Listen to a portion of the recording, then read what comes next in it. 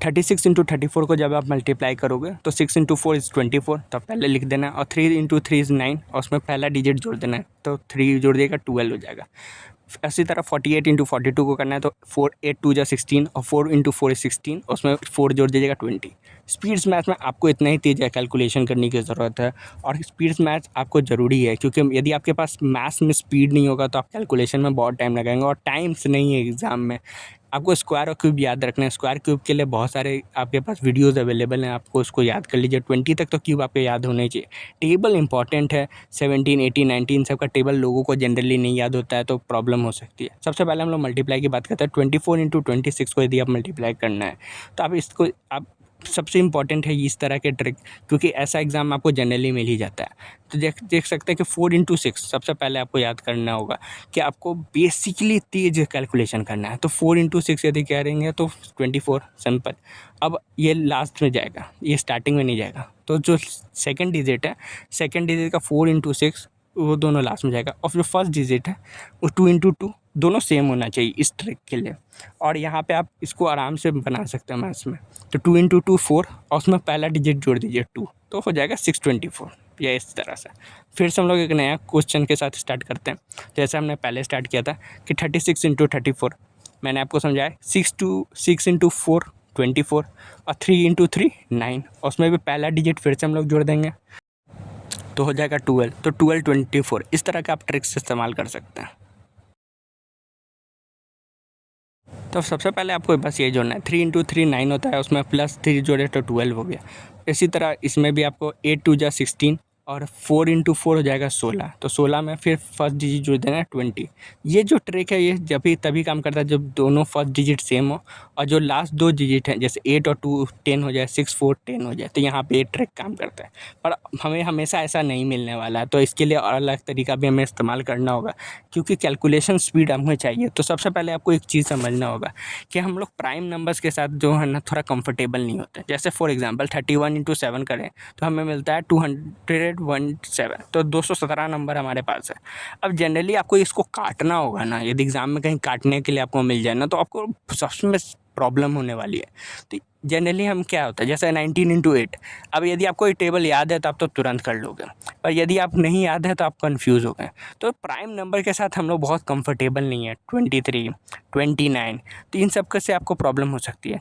जैसे simple number से हम लोग बहुत कंफर्टेबल, जैसे 26 गुने 5 130, इस तरह के नंबर से हम लोग कंफर्टेबल हैं, हम लोग आता है। पर प्राइम नंबर के मल्टीप्लिकेशन पे आप ज़रूर काम कीजिए। 23 29 31, इसको 7 बार में कितना, 3 बार में कितना, 5 बार में कितना, 12 बार में कितना, इस पर थोड़ा काम कर लीजिए। ये नंबर आपको हमेशा आप कभी ना कभी परेशानी में डालेंगे, और वो क्वेश्चन जनरली छूट ही जाता है, क्योंकि इस तरह के नंबर आप कर ही नहीं पाते कैलकुलेशन।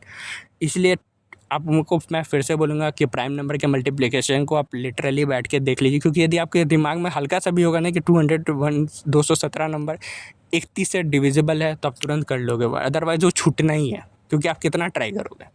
ठीक है, तो अब सिंपल बाकी मल्टीप्लिकेशन टेक्निक के बारे में जानते हैं, क्योंकि यदि हमें मल्टीप्लाई को स्पीड रखना बहुत ज़रूरी है।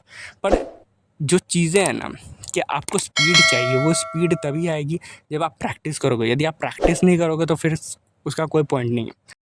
1 से 50 तक के स्क्वायर आपको याद होने चाहिए, 1 से 20 तक के क्यूब्स आपको याद होने चाहिए। जैसे 25 का है, इस में जिसमें लास्ट में 5 होता है, तो वहाँ पे बहुत सिंपल सा ट्रिक है। जैसे मैं बता देता हूँ कि 5 का तुम सिंपल स्क्वायर लिख देना, और 2 इंटू 3 6, तो फर्स्ट डिजिट के नेक्स्ट डिजिट जो आएगा वो 3। तो फिर यदि मान लीजिए 45 है, तो 45 में आप क्या करोगे, 4 इंटू 5 20, 5 इंटू 5 25, सिंपल। यदि यहाँ पे 35 है तो 35 में आप क्या करोगे, 3 इंटू 4 12, और 5 का स्क्वायर 25। यदि 55 है तो 55 में क्या करना है, सिंपल। तो ये जो ट्रिक है ना, ये आपको हमेशा काम देगा। यहाँ पे भी आप देख सकते हैं 3 इंटू 5, तो 3 इंटू 4 12, और 5 का स्क्वायर 25, जैसा मैंने आपको बताया। तो ये ट्रिक हमेशा आपको काम देगा, और यहाँ पे इस तरह के बहुत सारे ट्रिक्स हैं, तो आपको थोड़ा सा इसके बारे में ज़रूर काम कर लीजिए। इस पर यदि आप काम कर लोगे तो आपको बहुत बेहतर फ़ायदा होगा।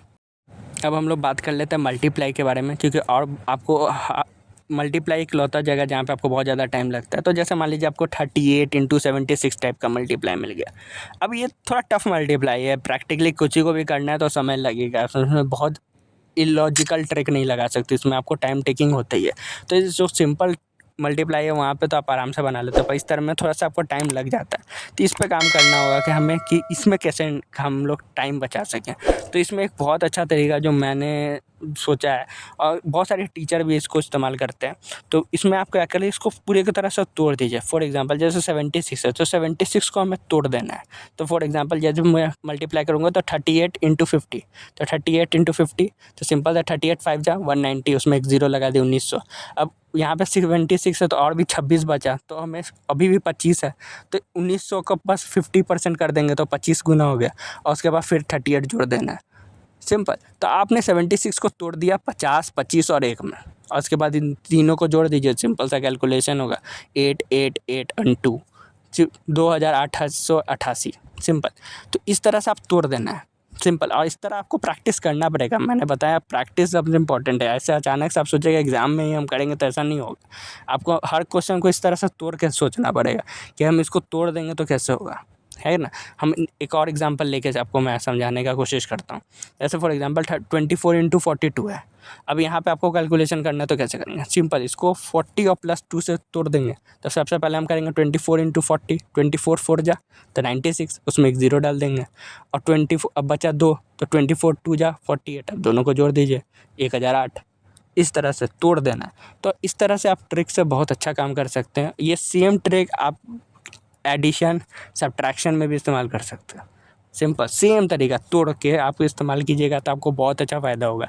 मुझे उम्मीद है कि आपको इससे कुछ फ़ायदा हुआ होगा, और इस तरह से आप अपना मल्टीप्लाई एडिशन सब्ट्रैक्शन पर काम कीजिए।